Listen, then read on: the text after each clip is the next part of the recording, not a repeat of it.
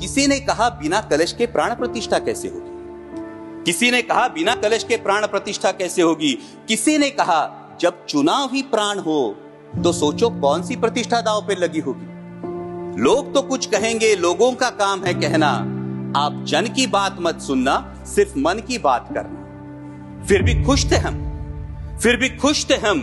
500 साल का सपना जो पूरा हो रहा था, हमारे अंदर का हिंदू भी पूरी तरह से जाग गया था। तो चल पड़े अयोध्या की ओर, राम लल्ला की दर्शन की आस लगाए। चल पड़े अयोध्या की ओर, राम लल्ला के दर्शन की आस लगाए। जो सामने नजारा देखा वो देखकर दंग रह गए। वो 3 मंजिलें, 400 खंबे, 32 सीढ़ियां, जय श्री राम का नारा लगाते हुए हम सीढ़ियां चढ़ने लगे।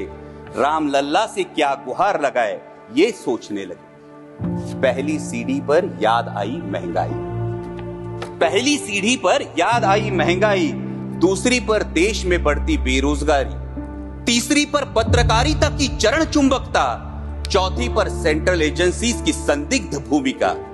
हर सीढ़ी पर कुछ न कुछ याद आ रहा था, हर सीढ़ी पर कुछ न कुछ याद आ रहा था। कहीं 15 लाख का जुमला, कहीं किसानों का आक्रोश था, कहीं महिला कुश्तीगिरों की वेदना थी, कहीं सालाना 2 करोड़ रोजगारों का वादा था, कहीं बढ़ती सांप्रदायिकता थी, तो कहीं चुनिंदा पूंजीपतियों पर मेहरबान हमारी सरकार का चेहरा था। इस वास्तविकता ने झंझोड़ने के बाद, इस वास्तविकता ने झंझोड़ने के बाद भी हम अंधभक्तों की तरह चलते गए। होश तो तब संभाला जब राम लल्ला के दर्शन हुए। हमें नतमस्तक देख राम लल्ला मुस्कुराते हुए बोले, हमें नतमस्तक देख राम लल्ला मुस्कुराते हुए बोले, मैं कल भी था, आज भी हूं, कल भी रहूंगा। जितना इस मंदिर में हूं उतना ही तुम्हारे मन में रहूंगा।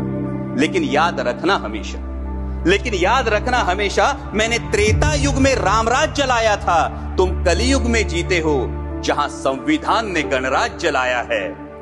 धर्म समाज का किनारा जरूर है, धर्म समाज का किनारा जरूर है, लेकिन देश एक बहती धारा है। किनारे को धारा के बीच में लाया तो प्रवाह अड़ जाता है, प्रगति के पथ से हट जाता है। इसलिए धर्म का ठेकेदार नहीं, पहरेदार बनना चाहिए। इसलिए धर्म का ठेकेदार नहीं, पहरेदार बनना चाहिए। तुम रहो न रहो, वो रहे न रहे, ये देश रहना चाहिए, देश का संविधान रहना चाहिए, देश का लोकतंत्र रहना चाहिए, ये देश रहना चाहिए। जय हिंद, धन्यवाद।